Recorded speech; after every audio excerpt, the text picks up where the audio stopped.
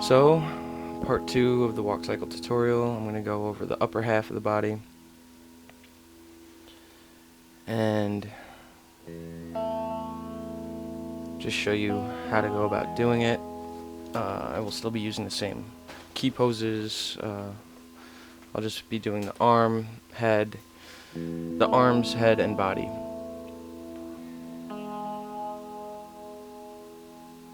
And I will minimize these. I'm going to create a guide layer, just so I know where the body will be moving without it looking strange. You'll see what I mean in a moment. And I'm just creating a line just to keep it very easy for me to rotate and move the body, so I always know where it will be placed in alignment with the waist. I use the same symbol for both of these, for the one on the left and the one I'm doing on the right, so you'll see the modification being made on the left waist. I'm going to be keeping the front part of the jersey right in the front of the body. So we'll just keep going on here, and I'm going to go into drag on the body, and actually I'm going to cancel that. I'm going to create a new layer, body, and I'm going to want that above the waist.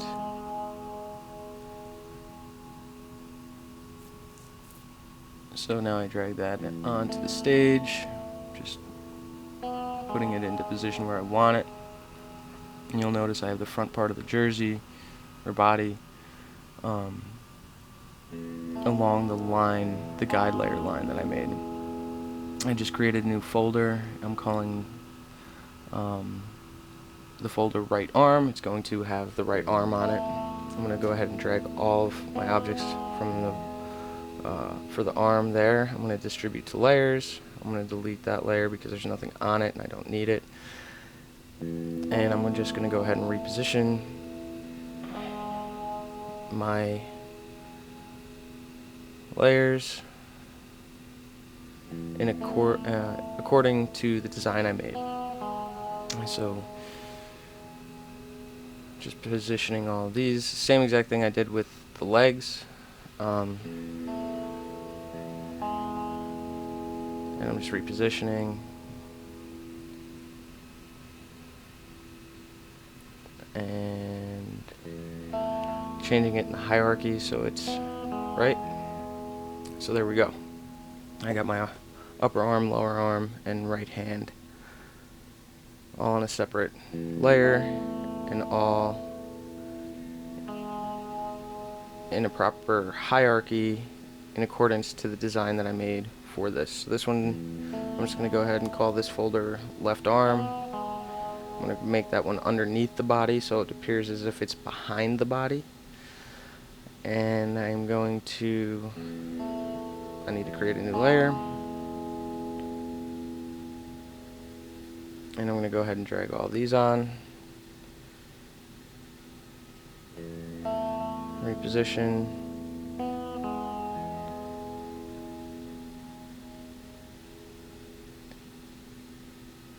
And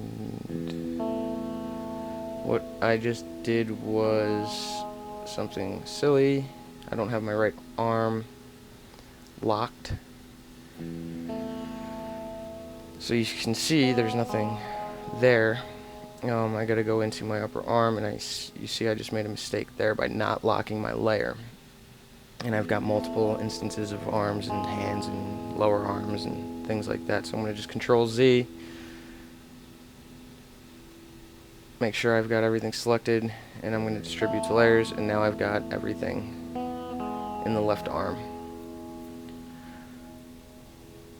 So I'm going to go ahead and do the same thing. I'm going to lock and hide my right arm, and to make sure I've got it in the right position for behind the body, I'm going to first move it in front of the body, and then put it back underneath the body in the layers so it appears as if it's behind it. So, and it's in, I've got, now I'm gonna, okay, so I'm just using the arrow keys to reposition it so it's in the exact same spot as the right arm one. The first arm I dragged on there, right arm. And this will be my left arm. And all I'm doing is I'm using the arrow keys to put it into place. It will change as you start to do the motion tweens, so it's not the biggest deal, but it's always good to have it exact in the beginning of your animation. Because the first thing that I will be animating is actually the motion of the body and the arms going up and down, and that will give me the right height for each frame, for each key pose that I'm going to be doing. So I'm creating a motion tween for each one of these.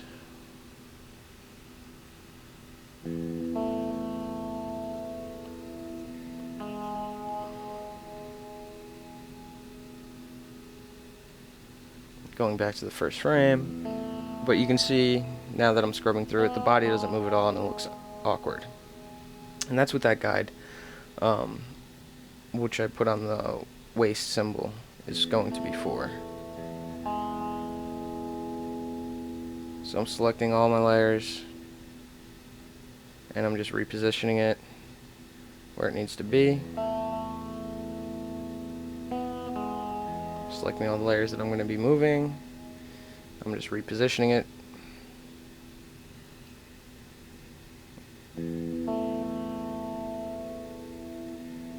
Selecting all the layers I need, repositioning it. Selecting all the layers I need, repositioning it. And this way I'll have the right height of my body.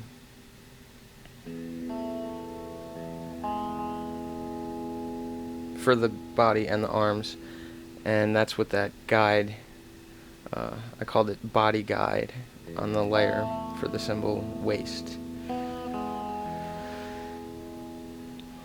And this keeps me at the right height for every key pose. And on the last one, just go ahead, you want it to all be identical, the first frame and the last frame, so it loops properly.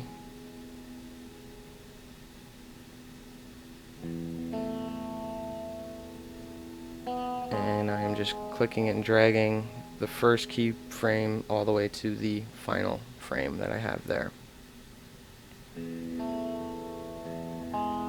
So you can see here the body is now in sync with the waist. The arms and the body are all in sync with the waist.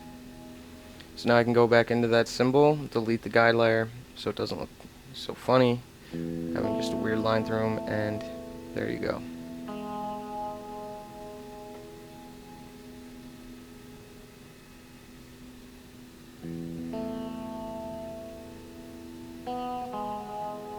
Okay.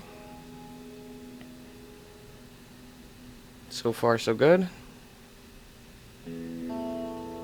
Now it's time to start animating the arms according to the rest of the animation via the key poses.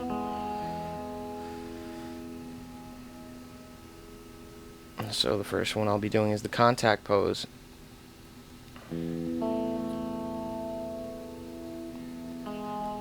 And in this pose,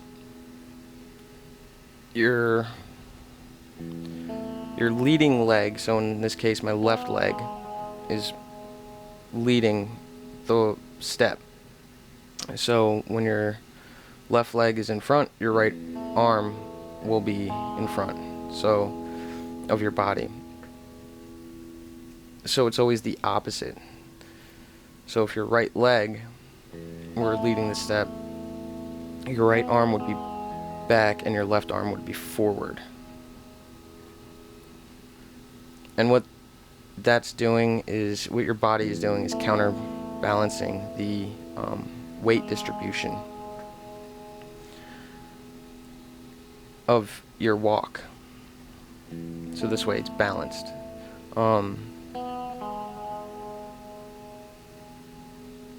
So I'm going to be going through every single one of these key poses to make it look right.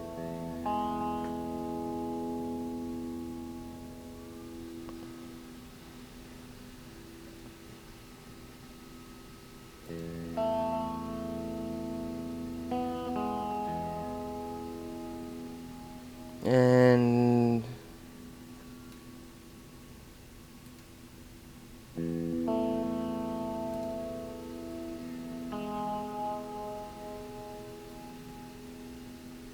yeah, so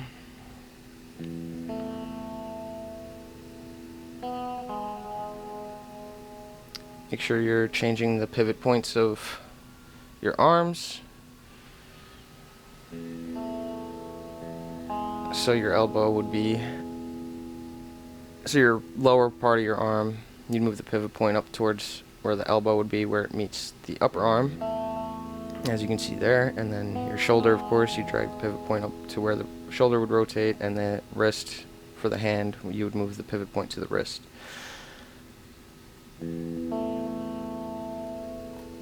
And now I am just repositioning these as needed.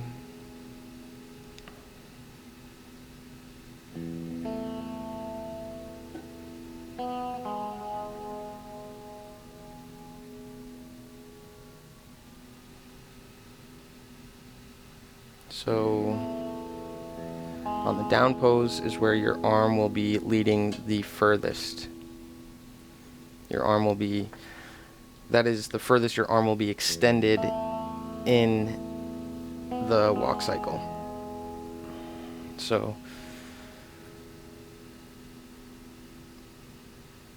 you'll see here, what I'm doing is I'm just ensuring that on this pose that my arm is extended more than when the contact is the beginning motion of your arm starting to swing forward.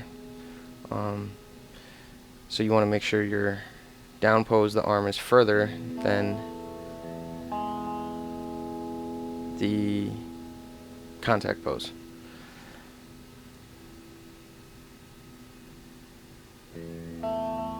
And I'm just repositioning. This is where the arm will be going back.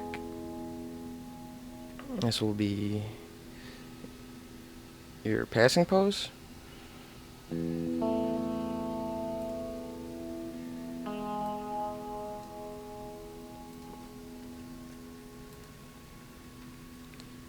This is your up position.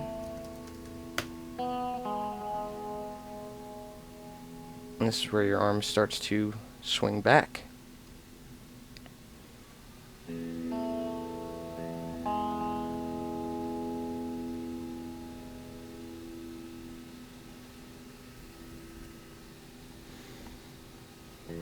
Back to contact.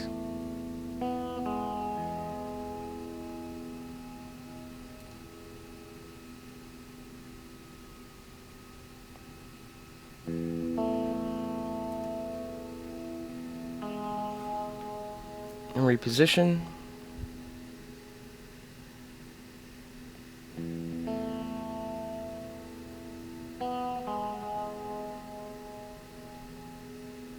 And this is where your arm will begin to start swinging back.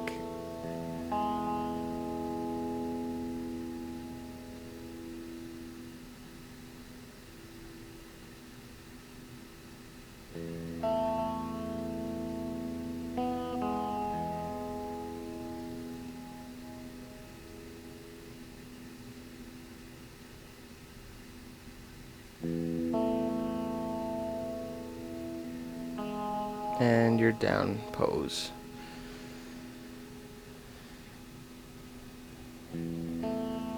So now that I've got the right leg leading forward, I'm bringing the right arm back.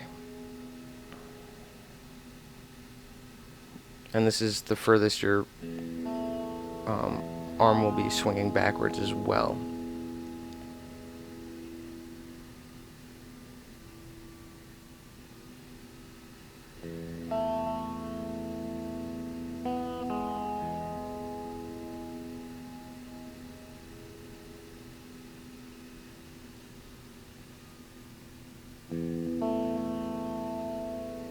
Passing position.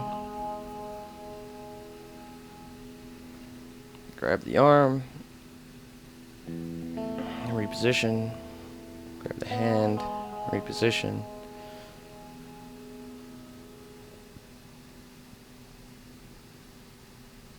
And this is where your arm begins to swing forward again.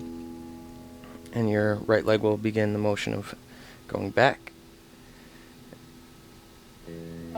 And your right arm will begin the forward progression of your arm moving forward.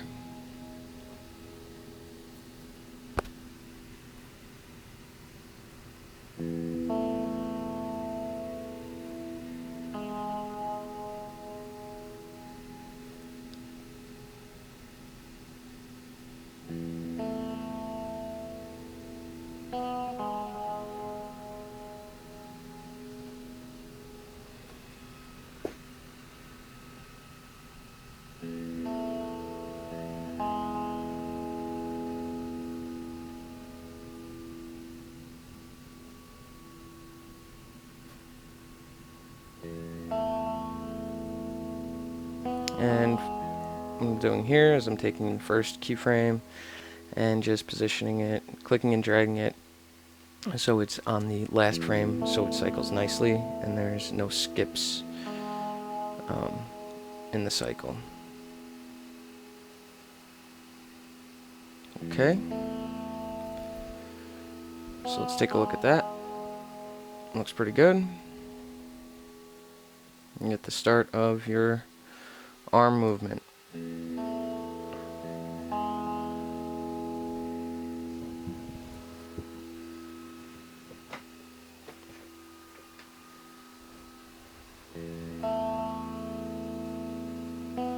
And I'm just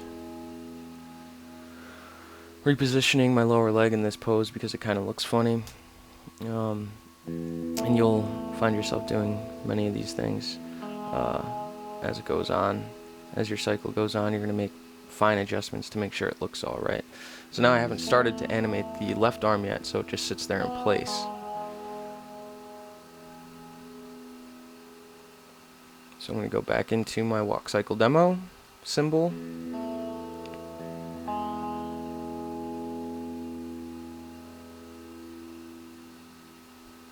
And I'm going to be doing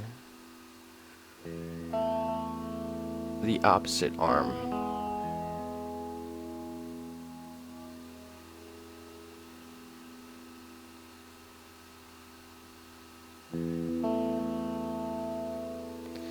It's always good to make sure that you have the proper layers locked when doing this and visible.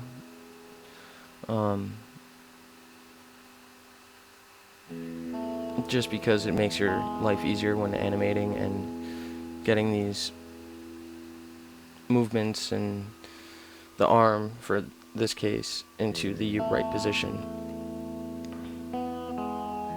So for this one, I'm just making sure that I've got the arm and the shoulder matching fairly well on both the right and left arm. Repositioning, rotating,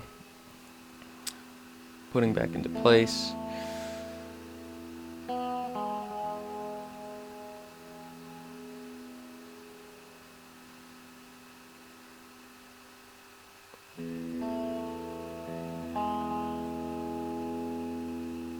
Make sure your pivot points are placed at the proper joints, so your hand image or symbol, the pivot point is moved to the wrist, the lower arm, the pivot point would be at the elbow, and the upper arm, the pivot point would be moved to the shoulder.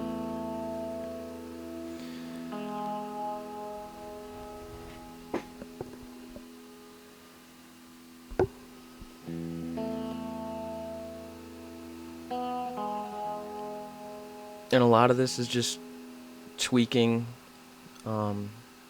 positions, rotations and position of these symbols.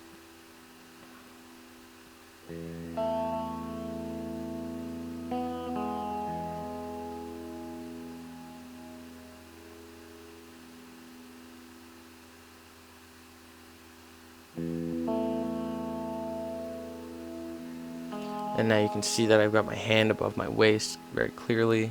It looks really funky. So you bring it behind the waist.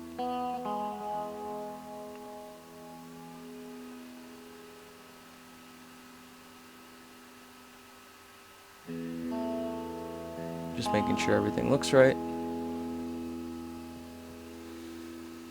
Hiding the body.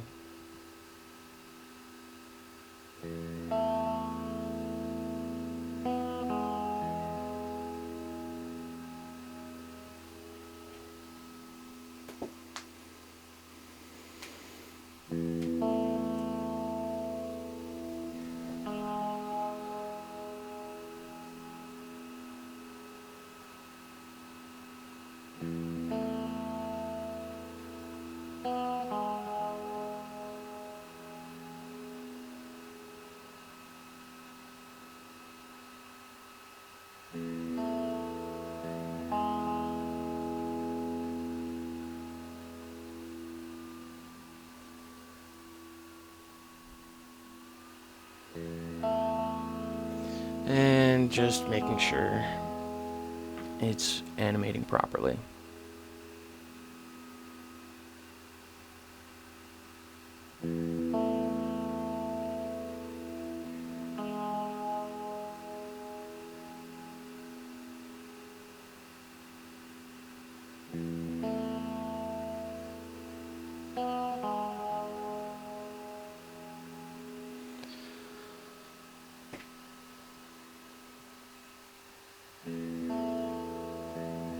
So that would be my contact pose I'm making.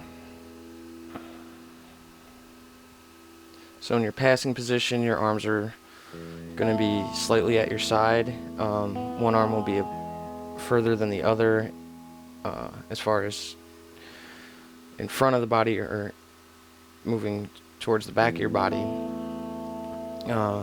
But that's the closest point where they will be relatively in the same place side by side. It will be slightly forward or backward depending on which leg is leading. So I've got my contact pose here that I'm readjusting the arm. It's starting to move forward here from the passing position, or from the up position, excuse me. Down pose, this is where your arm will be swinging the furthest. It'll be the most exaggerated as far as how far the arm will be swinging forward. That if you want to exaggerate it and have it swing all the way towards his head, go right ahead. That's when you're starting to get into character and how he walks and stuff.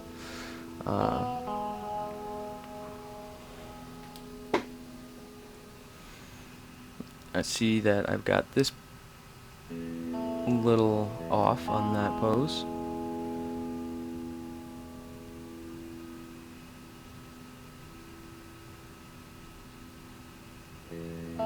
I'll get to that in a moment.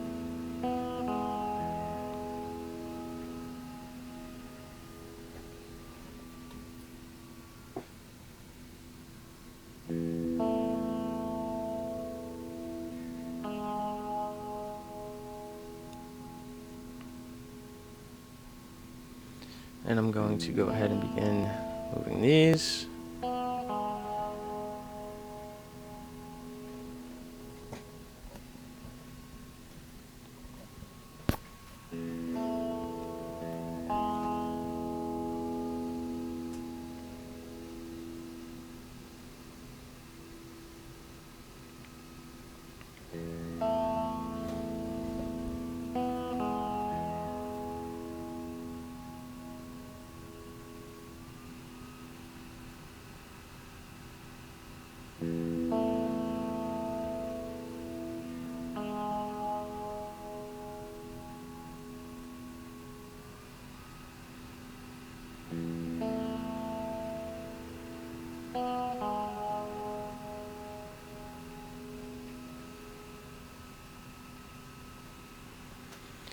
and just fine tuning these adjustments.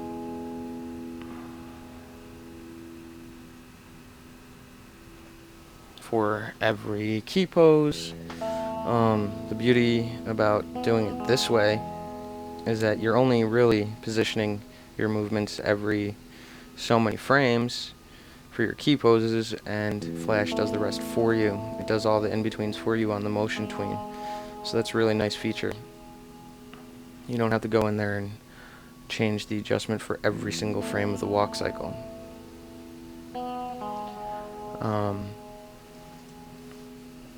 So yeah, but that's one great feature of this, and now I should have something that looks somewhat presentable. I've got my arm sticking out there, and I don't have that on the other arm, so I'm going to go ahead and just move that on that frame to make sure that it is not showing.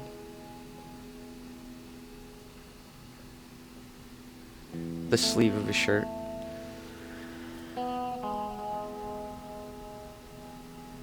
And I'm just changing it accordingly, playing around with the pivot point on having all of these items selected at once.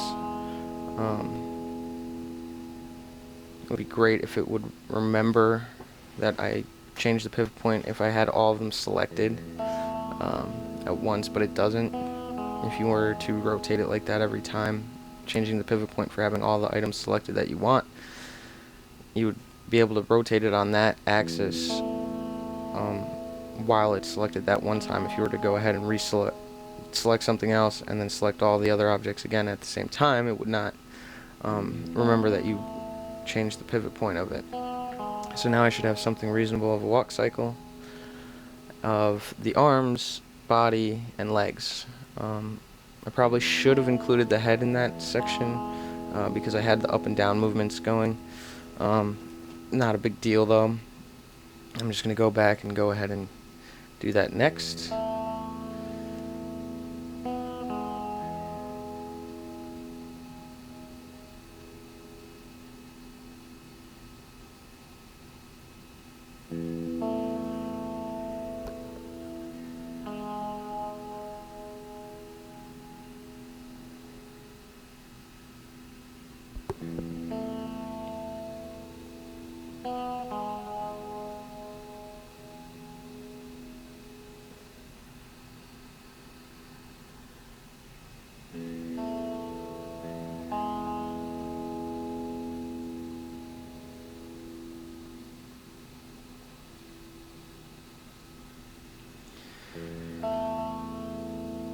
And I'm going to adjust the layer on the foot, and I'm going to create a ground line.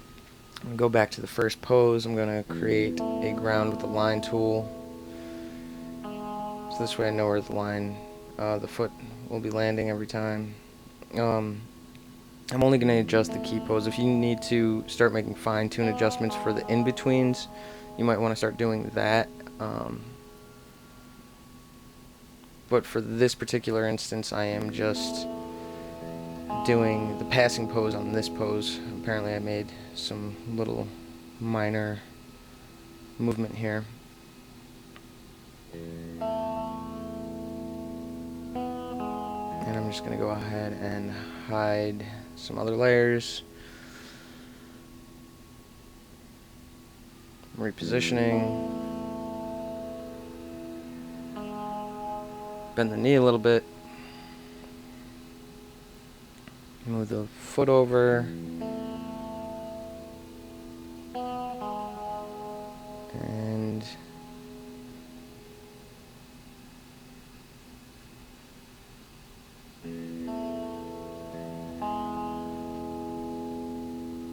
oh, don't know what happened there, but just go ahead, Control Z, and reposition.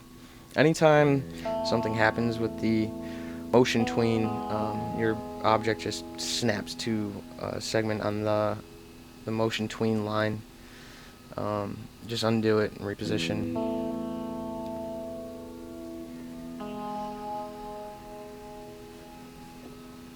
So let's see. I'm going to have to move the entire body up in this instance.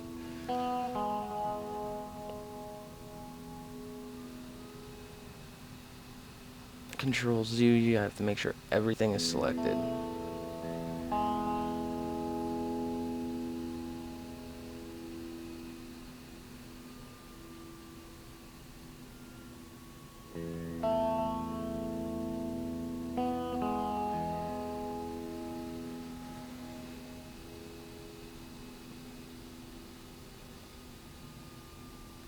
And I had all these layers locked.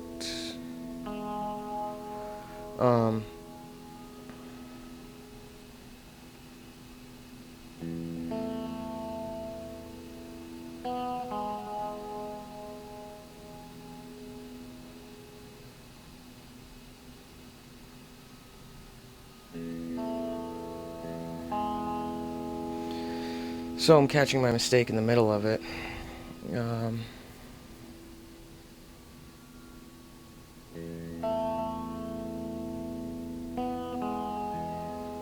My left arm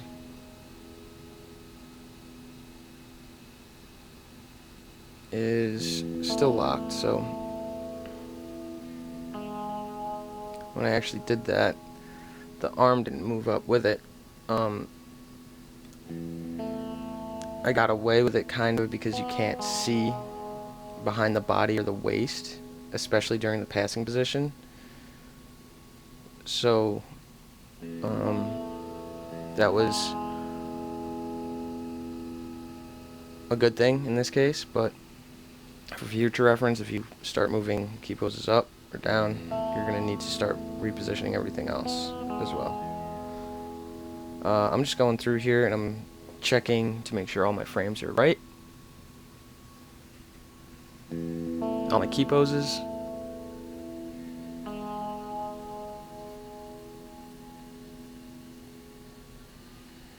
And I'm minimizing all my folders. And I was just making sure that everything was looking good before I started animating the head and locking all the layers.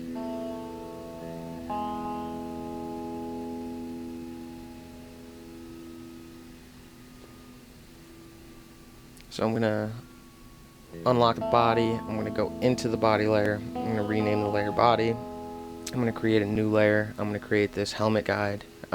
Name this helmet guide. And I'm going to do the same thing that I did with the waist for the body and the arms, just with the helmet.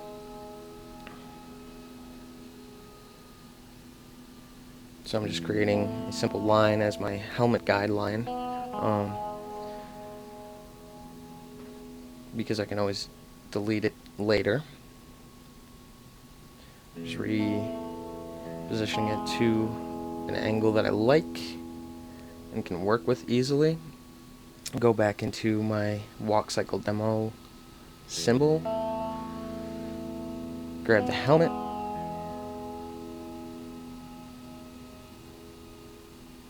and create a new layer. Actually, I'm getting ahead of myself. gr_helmet because it's a graphic symbol, and because I have the rest of the layers named this way because it's following the name from the library because I distributed layers, and I want to keep everything the same. So I've got my GR helmet layer, aligning it onto the stage to where I want it, using my guide that I placed on the body. And I'm repositioning.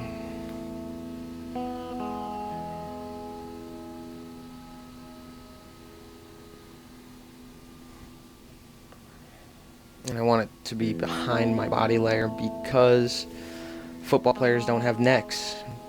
That's really the only thing. And the shoulder pad would normally be going up more. So that's the design I kind of followed when doing this little football character. I'm just going through all the key poses and repositioning the head according to the height of the guide layer.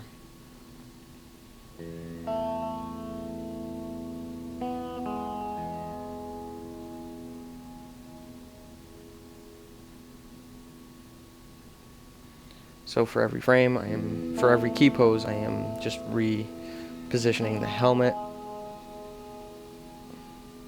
Everything looks good so far. Reposition. While you're doing this, you could even add some rotation to it. Right now I'm just focusing on the height for each position, for each key pose, and repositioning it accordingly.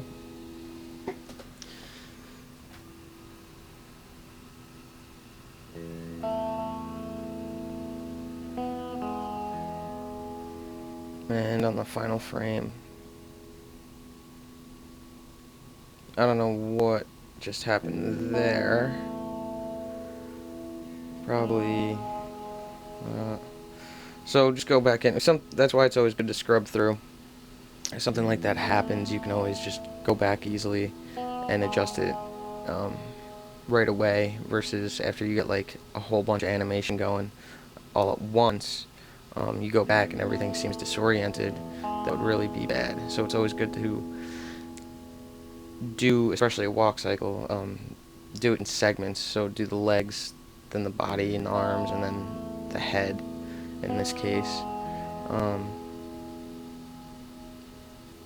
And this should do it.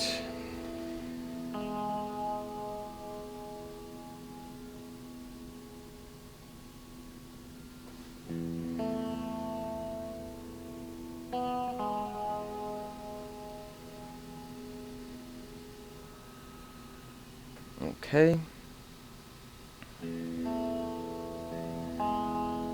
So the head's in this right place for every frame. And now you can go ahead and start making adjustments to it.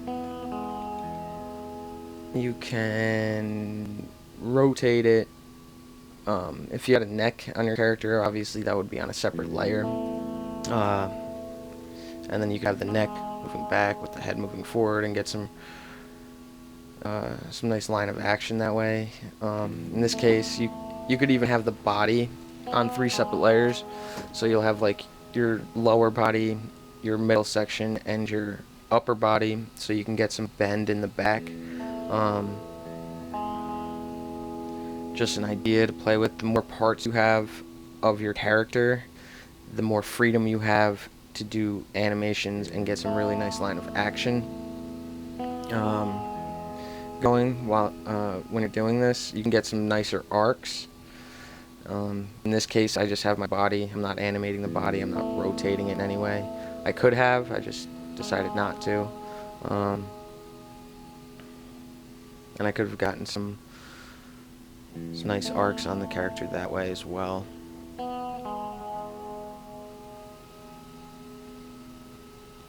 So as I'm doing some rotations, I'm finding out I'm getting some weird movements. So I change the position of the pivot point on the head, because that happened to me previously, and maybe that will fix it.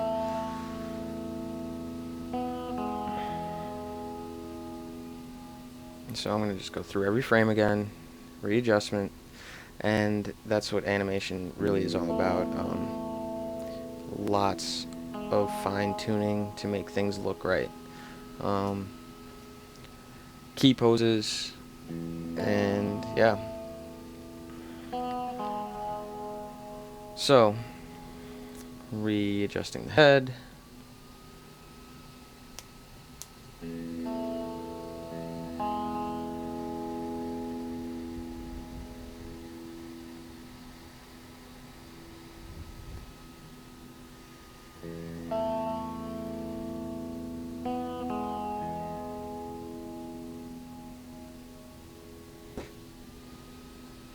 And I'm just taking my first frame, bringing it back to the last frame. Got my ground line, so you can see that his feet are constantly on the ground. And that's what it looks like in a Swift. I've got my one character walking much faster because the frames are about half as much. He's about 24 25 frames on the white walk cycle demo graphic symbol. And for the character graphic symbol, the one that appears somewhat transparent or lighter in the background there, because I'm not in scene 1, I'm within the symbol of the walk cycle demo. I have that one moving at 48 frames, so his full cycle is 48 frames versus the one I'm doing right now is, it appears to be 25 frames.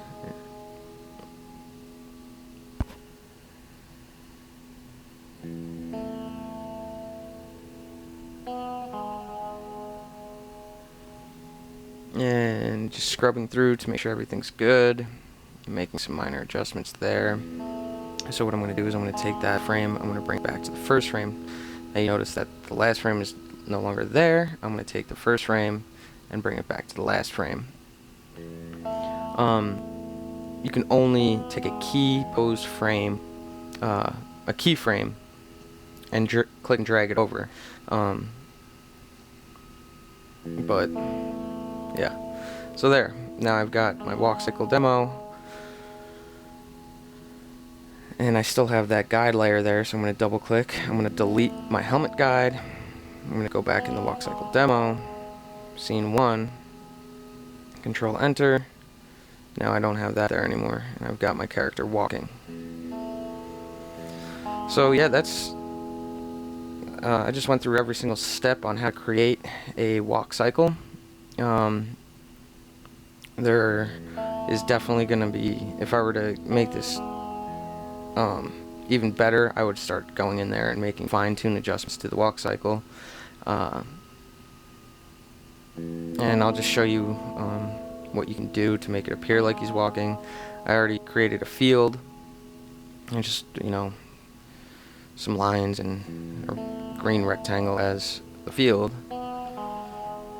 Create a motion tween on it. I'm going to go to the first frame and select it, click and drag it over. I'm going to go to the last frame, and this is just to get an idea.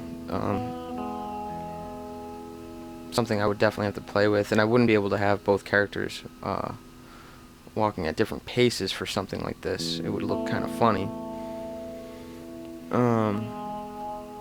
Unless I had the character, the slower walking character, falling behind because he's walking slower versus the other character is walking twice as fast.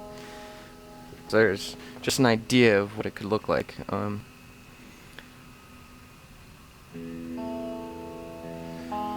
So I've got both of these. I'm just going to take off the guide on that so you can see it. And I'll go ahead and delete the field layer so you can just see, and there you go. I've now created 2 separate walk cycles using all the same symbols. Hopefully this was helpful for you, and good luck trying it.